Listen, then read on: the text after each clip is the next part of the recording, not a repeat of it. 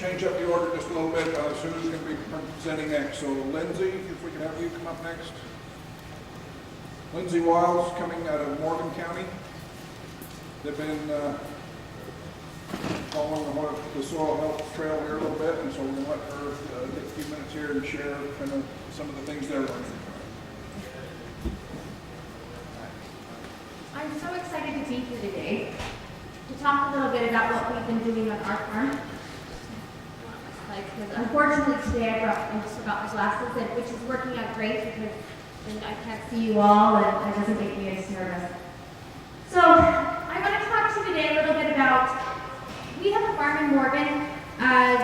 We have been trying no-till, and then just recently, just 2 years ago, started incorporating some cover crops into our mix. About 4 years, we started into the no-till. I want to just kind of go through briefly reasons why we chose. I don't know, many of you are probably no-till. But reasons why we decided to go with no-till was we ended up having, it seems like there's a lack of manpower now that wants to work on the farm. I don't know, it just seems like it's gotten harder and harder over the years. The other thing that we have really kind of noticed is farming has become very techy. It's become computerized. I sometimes feel like you need a degree in computer science just to figure it all out. That kind of makes training somebody in a piece of equipment a little bit more difficult and time-consuming. So we can also see the value of switching to no-till with the savings we were going to see on fuel, time, and wear and tear on our equipment. I do have some fields where I'm still running I call it a multi-purpose minimal till.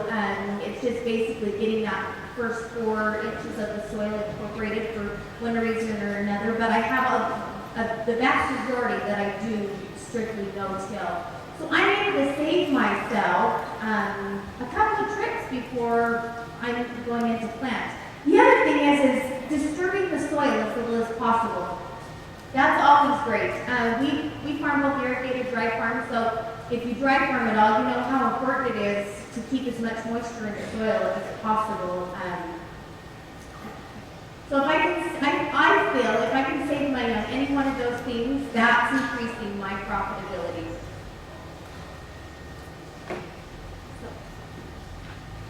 So why we decided to incorporate cover crops into our management practices? We had already made that conversion to no-till program. The NRCS we had talked with them. They had a great program that kind of promoted that no-till and then also incorporating those cover crops. We felt that it would help us with compaction. That is something that you start getting into once you start no-tilling. We also saw the benefits from help with erosion control. We saw benefits with increased water filtration into the soil, increase the soil mobility to hold nutrients and moisture. And then we also saw our organic matter in the soil increasing. So how we have decided to incorporate cover crops into our farm. So we do dry land and irrigated, and we raise, primarily alfalfa, barley, and corn.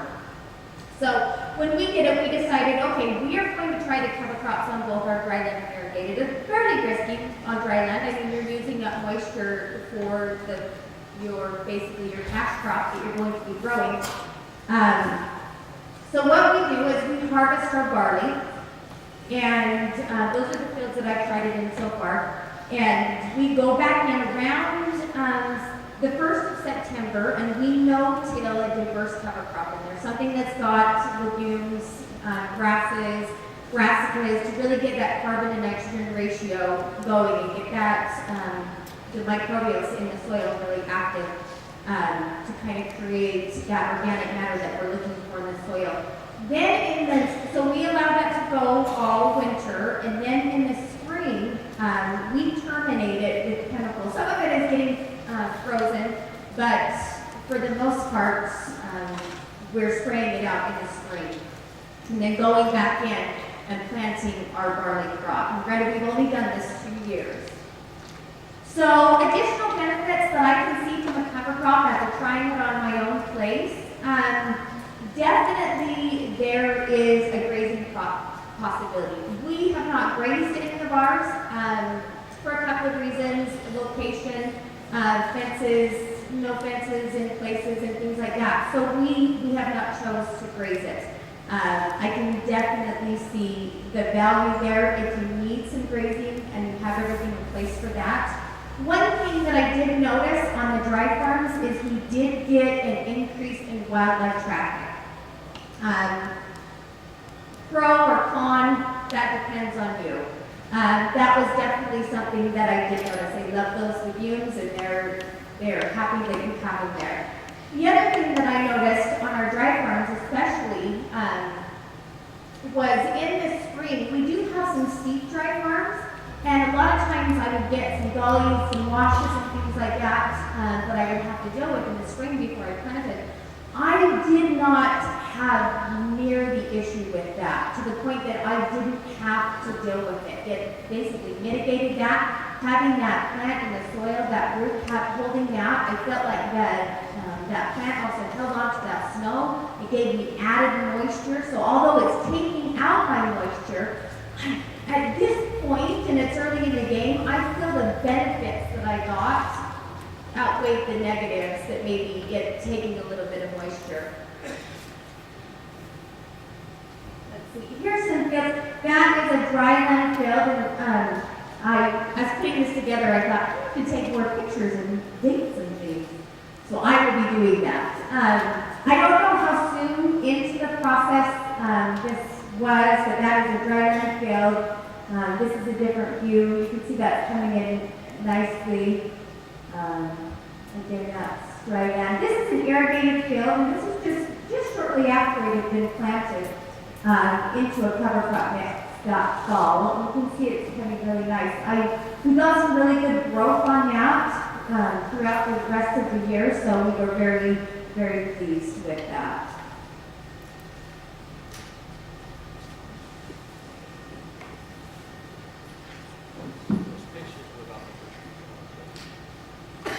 They were about the first week of October. Is that? Oh, okay, so Ken's telling me the pictures for the first week of October. He provided them to me. Thanks, Ken. Okay, so what I hope to get out of cover crops. So basically, I've always felt like we have tried to stay progressive in our farming. We've really tried to keep up with what is going on. We've always taken soil samples and tissue samples and provided the necessary fertilizers to our plant that they needed. I've always had a herbicide and insecticide. I've always applied them. I've always had a chemical management in place so that when I'm going into a season, I've got all these tools in place, and I'm not trying to make those calls during the season when finances are getting a little bit tighter or something like that. You think, oh man, I'm gonna maybe not spray that. I think I've spent too much. I think sometimes we kind of kick ourselves a little bit when we do that because it can really jeopardize the end result. So we've always tried to do that, to keep a good program going that way, make sure that our soil is not being mined, make sure that we are giving the plant what it needs. One thing we did start doing quite a few years ago is we started adding in some humic into, well, basically everything. That has given us that added carbon. So we get that carbon and nitrogen ratio going and those microbes going. I really attribute that to the success of our transition into the no-till world. I honestly can say we have not seen the decrease in production that you typically see when you switch from a conventional to a no-till. It really has been pretty good. So I guess if I was to give any advice, if you want to try or if you want to do that, put some management tools in place. Make sure that you're choosing good seeds. Make sure that you're choosing treatments for your seeds. That's something I've always done with treating with fungicides and insecticides. Make sure that you've got a chemical program in place. You can't go into a no-till and then into a cover crop and think, I'm going to go chemical-free. If anything, you'll probably end up using a few more chemicals than you did, and then be testing your soil. Find out what's going on there. It will help you in the end. So in conclusion, I just want to say it's only been about 2 years, and that's not a lot of time to know all the pros and cons. As I move forward, I'm hopeful cover crops will prove to be very beneficial to my soil health and in turn profitable to me as a farmer. And I look forward to continuing to use those as a practice in my farm. Thank you.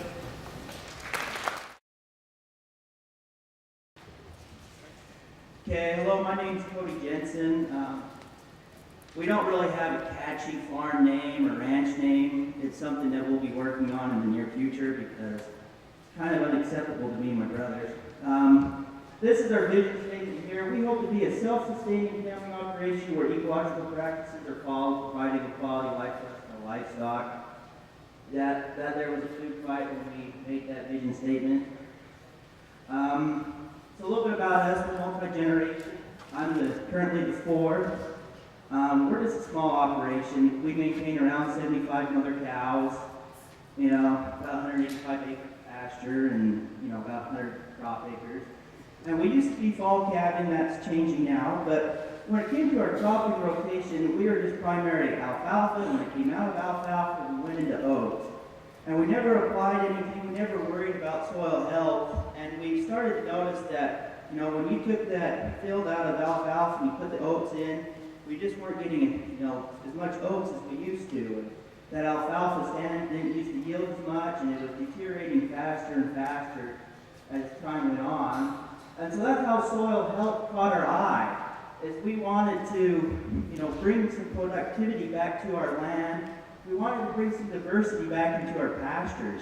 I don't know what's been talked about grazing today, but I'm going to talk a little bit, because I think soil health does matter in your pasture acres.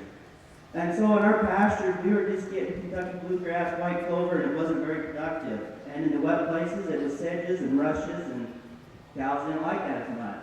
And we wanted to increase our grazing days. I think that's what really caught our eye when it came to soil health, is that you could get more out of your acres and you get those cows out there working more. And I'm lazy, I hate hauling rocks, and I hate feeding cows, so if the cows can work for themselves, I'm happy.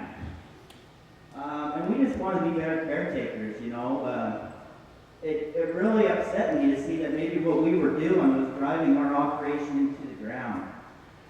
So we started basically with cover crops or, soil health, basically last year. So we're newborn babies. I don't know very much about it, and I'm trying to learn. So we just started by, instead of doing the oats, we just planted tree kale in the fall.